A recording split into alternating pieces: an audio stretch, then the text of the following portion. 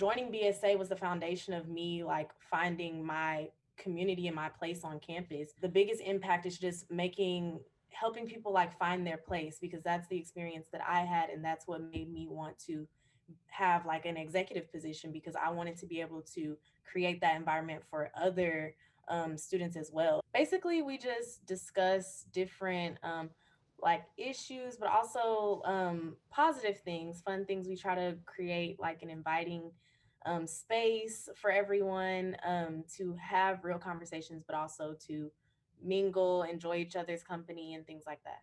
Taking on this leadership role, I've gotten the chance to speak to girls more often and really just go out of my shell and make sure that they're comfortable because it's, now become my job and a priority. When I got here, I immediately was looking for organizations that, I'd be surrounded by girls, just people that look like me so I could so I knew there'd be a space where I felt comfortable. Being in an organization helps because we all build relationships that we can depend on each other if we need something, and then we always have someone to talk to. Like girls, personal things, they can come talk to us and we can help them with any situation. Anything like sexual harassment, we can also help them with that. They can just come talk to us personally and we'll help them lead them to the right way to come. When George Floyd passed, I think it really hit me.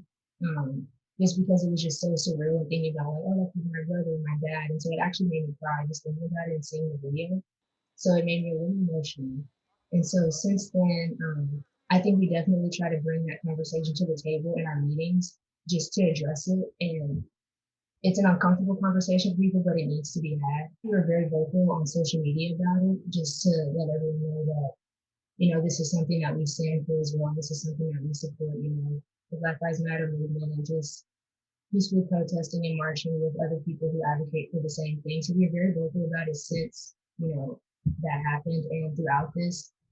With everything that's been going on, it definitely created a lot of pressure. It brought up a lot of emotion and everything like that. But I think it also created a sense of urgency.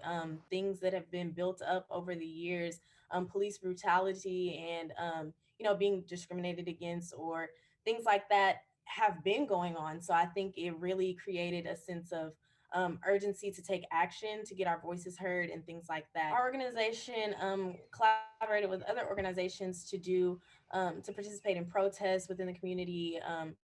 We also discuss like current issues in our meetings and things that we can do to be involved. So I think that the environment we create allows for us to lean on one another and to support each other through it.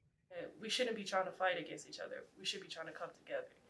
And I feel like the whole situation was very sad, what happened. And it was very hurtful because I actually went to a protest. And being at the protest, you can see how things are. It was a peaceful protest, actually. And I got tear gassed. That was just something I never experienced in my life. It kind of shocked me and opened my eyes a little bit more. And that's part of why I want to be in the criminal justice areas so I can go and make a change. Since we have the organizations we're in, we can come together and talk about it and try to do stuff that can help us benefit outside in the world. COVID is in effect. Pretty much everyone is online, especially, our biggest group of people are underclassmen. And since their classes are so big, they're on Zoom all day. And so I think that's definitely kind of shifted where we focus on how we market towards our members to, say, hey, you can still come out. We're still looking to see you guys and, be with you guys during our meetings. As far as Black students, we always want to create a space where Black students know that they're comfortable, know that they can come here. And even if it's just DMing us or even if it's coming to a meeting, they know that when they come to Blackroom United, it's, you know, I know that I'm good here. I know that I can say what I've experienced. Last year, it was a lot more interactive. We were, of course, able to do a lot more hands on things.